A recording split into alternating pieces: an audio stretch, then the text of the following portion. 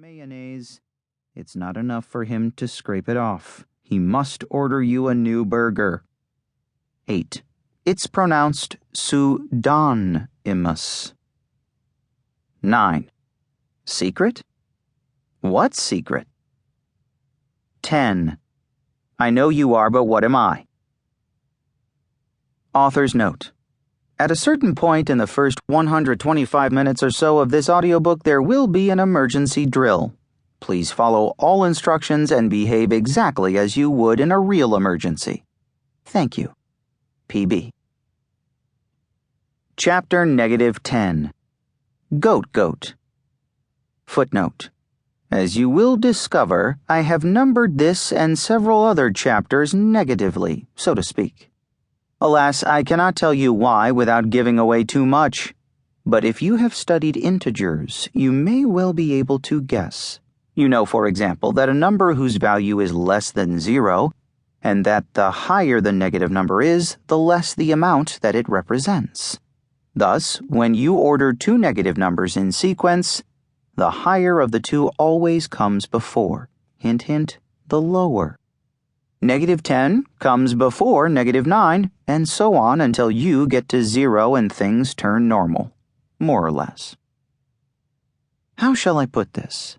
I must choose my words carefully.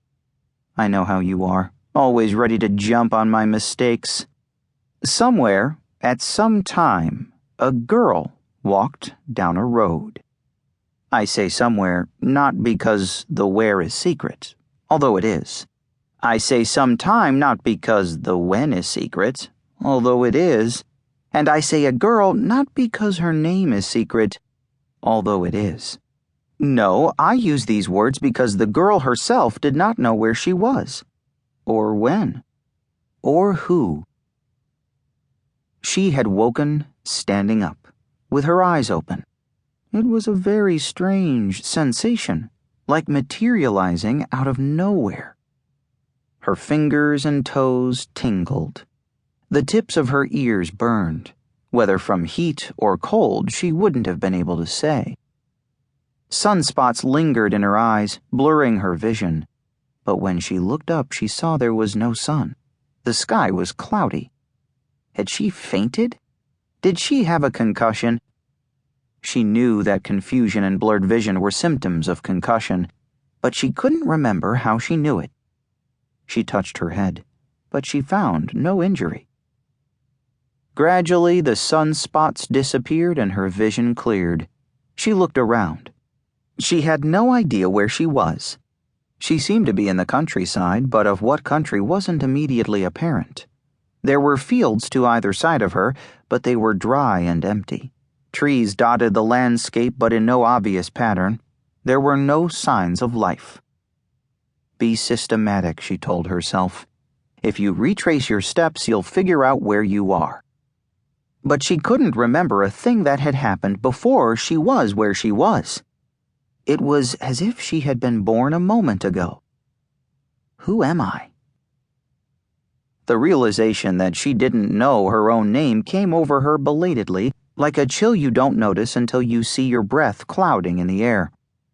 She felt uneasy, but not exactly frightened. Real amnesia, she knew, although she couldn't remember how she knew it, was exceedingly rare. Most likely, her memory would return in a moment. She decided the best thing was to walk.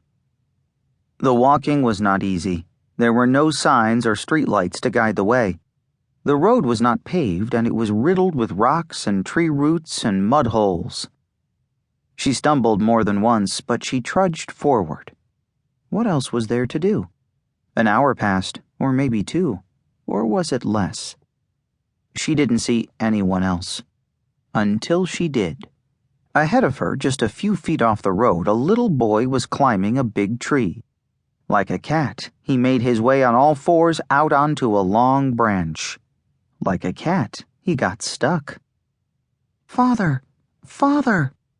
His cries grew louder, but nobody came. I wonder if he'll recognize me, the girl thought. He could be my little brother for all I know. "Don't worry, I'll get you down."